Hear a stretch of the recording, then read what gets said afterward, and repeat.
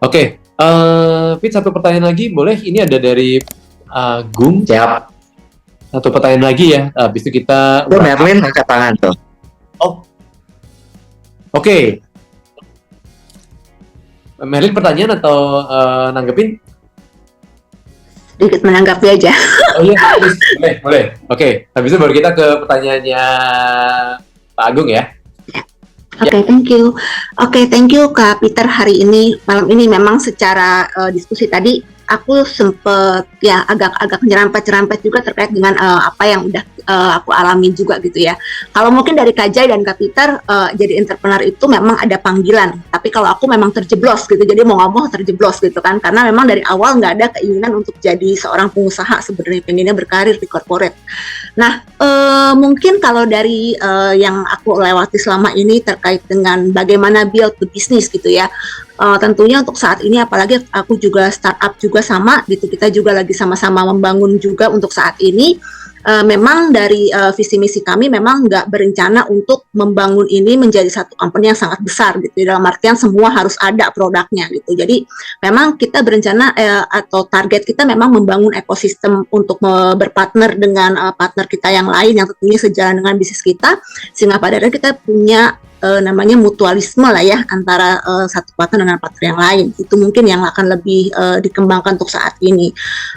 Yang kedua terkait dengan pemilihan partner, ini juga sebenarnya aku kejeblos sekali di company yang sebelumnya gitu ya. Jadi awalnya berpikir bahwa bekerja dengan orang tipikal seperti ini bisa gitu, tapi ternyata setelah dijalanin nggak bisa gitu, dan menemukan partner memang butuh proses yang panjang gitu ya. Dan partnerku yang sekarang juga sebenarnya secara nggak sengaja sebenarnya ketemu secara nggak sengaja, karena kita memang udah kenal sekian tahun, memang dari hubungan profesional dari awal, dan memang dia berencana untuk ngajak kerja bareng, tapi aku awalnya tuh aku nggak yakin sama dia, karena aku sama dia tuh kayak dua sisi yang berlawanan gitu loh. Satu, dia tuh orang yang sangat orangnya tuh visioner banget dan semua tuh serba cepet gitu kan. Jadi dia tuh istilah kata kalau mau bangun rumahnya dulu baru kita jalan gitu. Kalau dia nggak jalan dulu, urusan nanti bangun rumah kita sambil jalan gitu. Nah, sebenarnya awalnya aku mikir kira-kira bisa nggak ya kerja sama orang kayak gini gitu loh, karena aku sendiri juga orangnya perfeksionis sekali gitu kan. Tapi setelah dicoba ternyata kita kayak kunci sama gembok gitu. Jadi yang satu orangnya tuh yang memang kayak begitu extrovertnya gitu kan, dia yang lebih banyak networking kemana-mana gitu, yang banyak mikir ini itu, sedangkan aku yang di belakang justru kalau lu begini ntar dulu, kita ngapain ini dulu, harus begini dulu gitu loh. Jadi ya itu, jadi kayak saling melengkapi gitu. Justru ketika kita kerjasama, ternyata enak, ternyata bisa ya gitu. Itu sih mungkin yang aku bisa sharing dari apa yang aku lakukan selama ini gitu ya. Dan memang masih berproses juga gitu, dan semoga seterusnya seperti ini juga. Oke, thank you. Thank you Merlin. Sukses buat startupnya. Thank you. Sebenarnya mungkin ini ada satu kata-kata lah ya tentang berpartner ya. Kalau kita berpartner dalam bisnis dan partner kita hampir selalu kalau kita ajak diskusi selalu setuju sama yang kita omongin, kita nggak butuh partner malah. Itu awalnya aku sulit menerima kata-kata itu ya, kayak lah bukannya kalau kita cari partner yang sebisa mungkin support kan ide kita, apa ya, itu artinya setuju kan? Ternyata enggak. Kalau misalnya dua orang dalam satu perusahaan tuh gampang banget setuju satu sama lain, ya itu sebenarnya udah kayak, nah that's not a good partner. Justru partner yang bagus tuh kayak tadi yang Mary bilang, menurut pengalamanku juga ya, itu benar-benar saling komplement.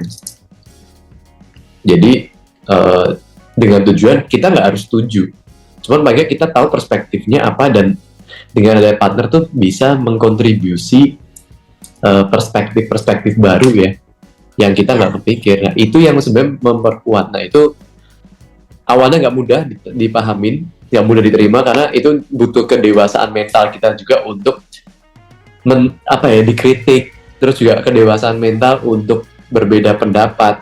Cuman selama goalnya sama besar, ya saling melengkapi. Nah kita tinggal terima nggak. Kadang tuh yang jadi penghalang ego kita ya, kayak kok nggak disetujuin sih. Ya. Ya, kadang-kadang gitu. Kadang-kadang kalau nggak, saya kan lebih tua Ah, gitu. Kamu tau apa kayak gitu. Jadi terkadang butuh butuh di challenge sama partner kita karena biar kita juga harus mengkritisi apa yang udah kita keluarin gitu loh. Benar nggak sih pendapat kita kayak gitu kan? Ketika kita di challenge kan, oh iya ya, ternyata ada aspek lain yang mungkin kita nggak kepikir nih gitu. Orang lain berpikir gitu. Jadi ya itu sih saling melengkapi pada akhirnya. yep. Thank you, thank you. Thank you. Oke, satu pertanyaan, Pak Agung, terakhir. Tadi saya bacain ya. Bagaimana cara mendapatkan kepercayaan dari para customer dan calon mitra? Nah, ini mungkin Bu Peter pas banget nih, bisa coba sharing. Mendapatkan kepercayaan. Oke. Saya percaya kepercayaan itu earn gitu. Jadi kayak apa namanya butuh waktu dan something yang harus kita pegang gitu ya. Dan itu mahal sekali harganya gitu. Jadi menurut saya kenapa sih orang percaya sama seseorang pasti karena integritasnya kan gitu.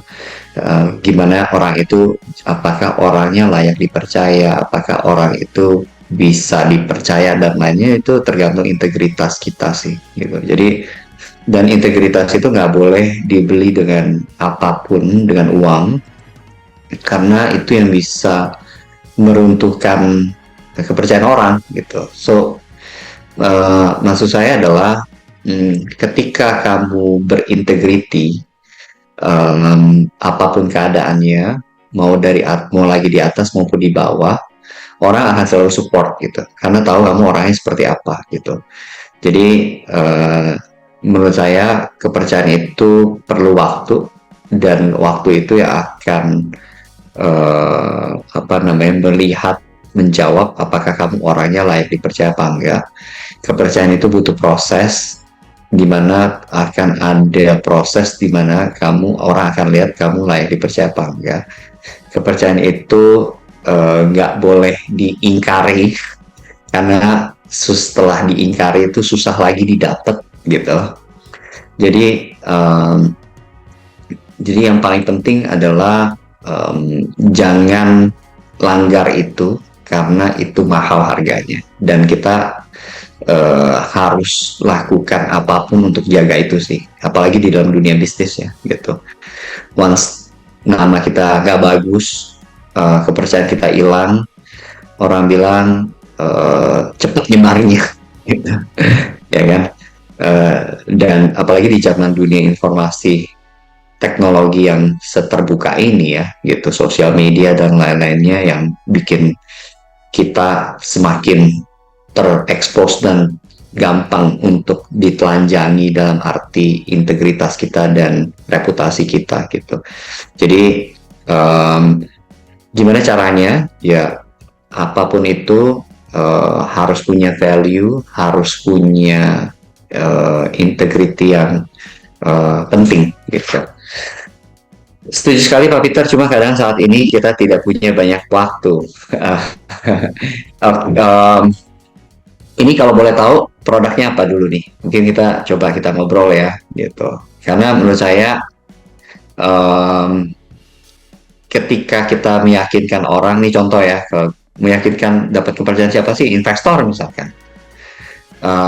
Biasanya dia akan lihat, ini kalau kita dari kacamata investor ya, dia akan lihat kita punya produk itu memang sesuai dengan apa yang kita jual apa enggak gitu. Jangan sampai kita terlalu over promise gitu ya, ini di trading kan ya. Jangan sampai kita, apalagi sales nih, orang sales itu paling banyak bumbunya sebenarnya gitu ya kan, paling banyak bumbu-bumbu tambahannya gitu ya. Nah menurut saya just deliver apa yang kita janjiin gitu, just being honest gitu. Jadi ini mungkin bisa jadi salah satu contoh gitu ya. Saya itu kalau jualan gitu ya, kalau saya jualan saya pasti apa adanya. Ini bisa membantu dari sisi apa, ini bisa kasih added value apa, tapi juga mungkin ada sisi negatifnya juga gitu. Tapi mungkin kalau ada negatifnya, saya juga pasti kasih tahu gitu, tanpa harus ditutup-tutupi. Jadi orang juga melihat kejujuran kita, mereka juga jadi percaya sebenarnya gitu. Jadi paling penting integrity itu kan salah satu poinnya kan jujur sebenarnya gitu. Jadi makanya just being honest aja gitu. Apa namanya? Karena menurut saya itu yang paling basic gitu untuk kita bisa dapat kepercayaan di awal. Yang kemudian yang kedua, percaya nggak percaya, attitude sih.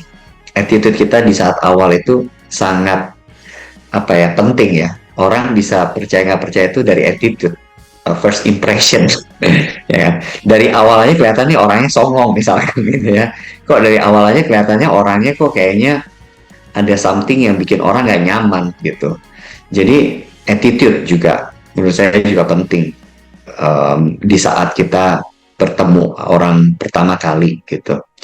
Jadi menurut saya ya just being manusia yang normal aja lah, yang bener, humble, jujur, ya kan. Itu yang bikin orang nyaman kok, ya kan, gitu. Tanpa ada bumbu-bumbu dan embel-embel yang bikin orang jadi kayak masa sih, oh iya sih. Jadi ya itu sih, ya just being honest and humble. Pasti kamu bisa dapat kepercayaan di awal. Oke. Thank you Bro Peter. Menjawab Pak Agung? Tadi sih kayak udah menjawab banget ya. Jadi ujung-ujungnya memang cara mendapatkan kepercayaan Terima kasih banyak Pak. Ya, sama-sama Pak. Sama. Ujung-ujungnya memang ya kita sendiri ya layak dipercaya apa enggak gitu ya. Mungkin disimpulkan ya Bro Peter ya, kita sendiri walk the talk enggak, kita sendiri deliver apa yang kita omongin enggak gitu ya. Oke. Saya yakin mungkin teman-teman masih banyak yang ingin tanya, cuman masalah durasi ya. Nah, ini kalau di Kevlin kita sebenarnya bisa mengukur tentang entrepreneurship-nya kita ya. Jadi barangkali teman-teman ada yang mau tahu, di Kevlin ada report yang memang mengukur attitude kita, soft skill kita untuk jadi entrepreneur tuh sekuat apa. Jadi entrepreneurship itu bicara tentang ya nggak cuma sekedar skill lah. Kita bicara tentang mentalitas. Mentalitasnya ya ini contoh yang saya share screen, ini sesuatu yang diukur. Jadi apakah kita dari tesnya kita bisa mengukur seberapa tinggi sih level kegigihannya kita. Kita ini berpikir panjang apa enggak, atau modelnya hanya geradak-geruduk aja, contoh.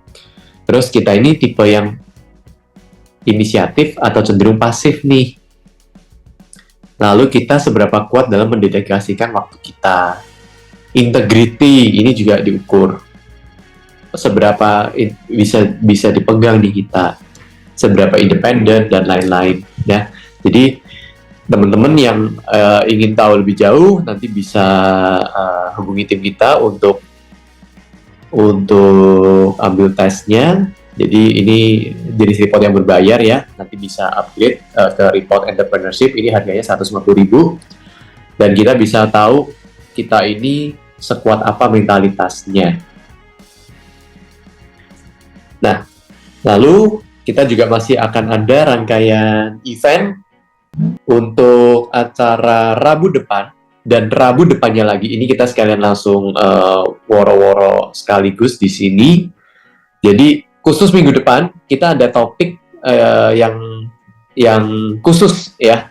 Jadi kita di Kevlin selain ngecek untuk keperluan hiring, people development, sebenarnya juga ada yang assess untuk anak-anak ya. Jadi topiknya bisa kita bahas tentang parenting. Minggu depan kebetulan pembahasannya selingan aja. Kita bahas tentang parenting. Jadi bagi teman-teman yang punya putra atau putri atau punya keponakan yang di bawah 12 tahun bisa diikutkan di acara ini ya untuk diskusi bareng. Kebetulan narasumbernya ada semua parent di sini narasumbernya. Yang satu itu Arlin Condro, dia adalah seorang aromaterapis, seorang parent, seorang entrepreneur juga. Lalu ada co-foundernya Kevlin yaitu Ko Andi dan juga dia sebagai lead counselor-nya kita. Lalu juga ada moderatornya adalah Michael. Michael ini juga entrepreneur, juga seorang parent, dan dia punya usaha juga di bidang perawatan baby, ya. Buat teman-teman yang punya saudara atau diri sendiri mau ikut, silakan. Nanti linknya bisa linknya di sini. Sebentar.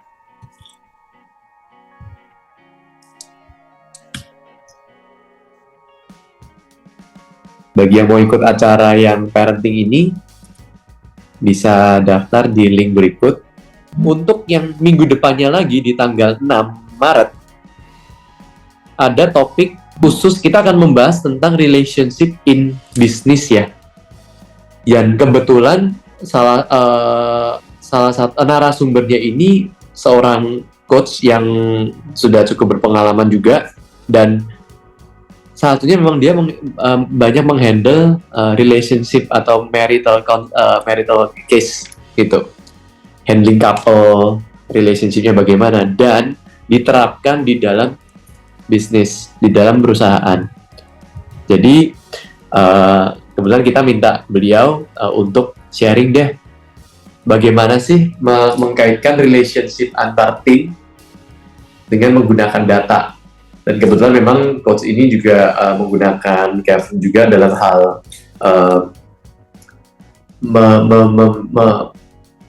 ini ya, untuk melihat korelasi antar tim di dalam sebuah perusahaan. Dan kita lihat sangat menarik caranya. Jadi ini bisa jadi satu insight yang bagus untuk acara ini. Registrasinya belum kita buka, cuman ini buat teman-teman yang sudah ikut malam ini kita infokan dulu. Kalau di tanggal 6 Maret nanti ada kegiatan ini, nanti akan di-share di WhatsApp grupnya Kevlin. Gitu.